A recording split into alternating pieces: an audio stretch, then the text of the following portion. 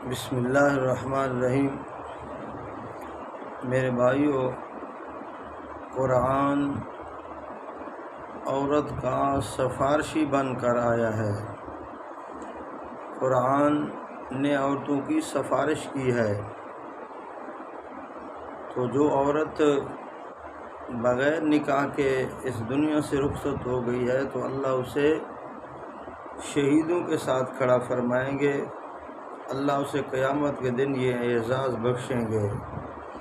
اور جس لڑکی کی، جس عورت کی شادی ہو گئی، نکاح ہو گیا، وہ اپنے ماں باپ کو چھوڑ کر خاوند کے پاس چلی گئی، اپنے ہسبینڈ اور خاوند کے ساتھ زندگی گزار رہی ہے، تو اسلام نے اس کو بھی بہت بڑا اعزاز بخشا ہے۔ تو فرمایا جب یہ عورت ماں باپ کے، بہن بھائیوں کو چھوڑ کر اپنے خاوند کے گھر جاتی ہے اور خاوند کی فرما بردار بن کر رہتی ہے، جب میاں اور بیوی آپس میں اچھی زندگی گزاریں گے، آپس میں ایک دوسرے کے اوپر راضی ہوں گے، ایک دوسرے کا خیال رکھیں گے، تو یہ ان کی زندگی جنت کا نمونہ ہے۔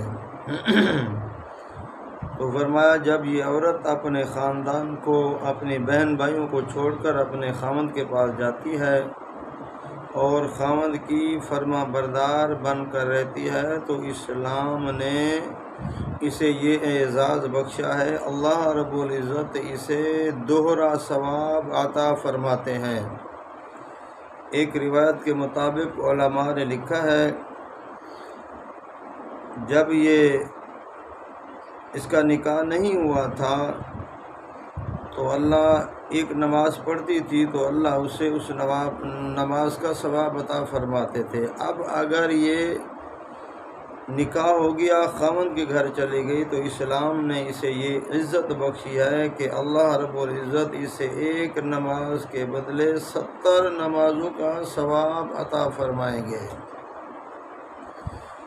اور یہ بھی فرمایا گیا ہے کہ اللہ اسے دوہرا ثواب عطا فرماتے ہیں۔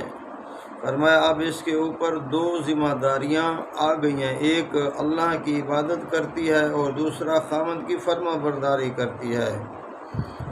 اللہ کی عبادت کر رہی ہے، اللہ رب العزت کی نمازیں پڑھ رہی ہے، ذکر کر رہی ہے اور اللہ کی عبادت کا حق ادا کر رہی ہے، اللہ کی عبادت کے اندر بھی مصروف رہتی ہے اور خاوند کی خدمت کے اندر بھی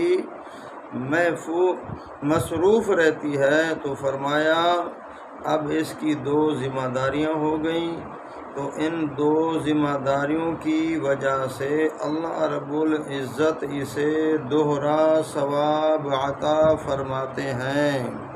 تو میرے بھائیوں بہنوں، آپ خود اندازہ لگائیں کہ اسلام نے اور شریعت مطہرہ نے عورت کو کیسا مقام دیا ہے۔ وہ بچی ہے تو شریعت نے اسے رحمت کہہ دیا ہے، اگر وہ بغیر شادی کے اس دنیا سے رخصت ہو گئی تو اسلام نے اسے فرمایا شہیدوں کے ساتھ کھڑا ہونے کی اسلام بشارت دے رہا ہے۔ اگر شادی ہو گئی ہے تو اسلام کہتا ہے اللہ اس کو دوہرا اجر و ثواب عطا فرمائیں گے۔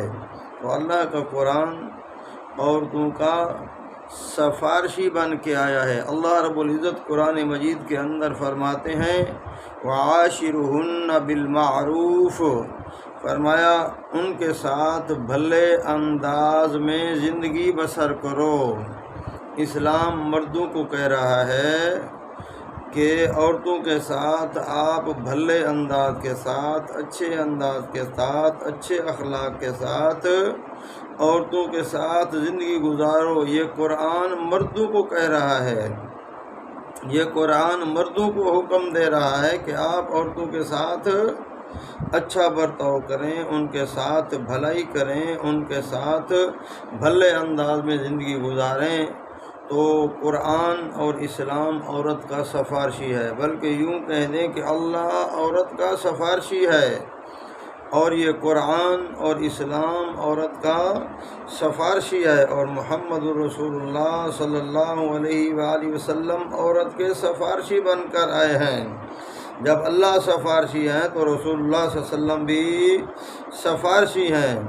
ایک آدمی کی سفارش تم کرتے ہو، کسی کی سفارش میں کر دیتا ہوں، کسی کی سفارش باپ کرتا ہے، کسی کی سفارش بیٹا کرتا ہے، کسی کی سفارش رشتہ دار کرتا ہے، کسی کی سفارش M P A M N As کرتے ہیں، کسی کی سفارش ملک کا صدر کرتا ہے۔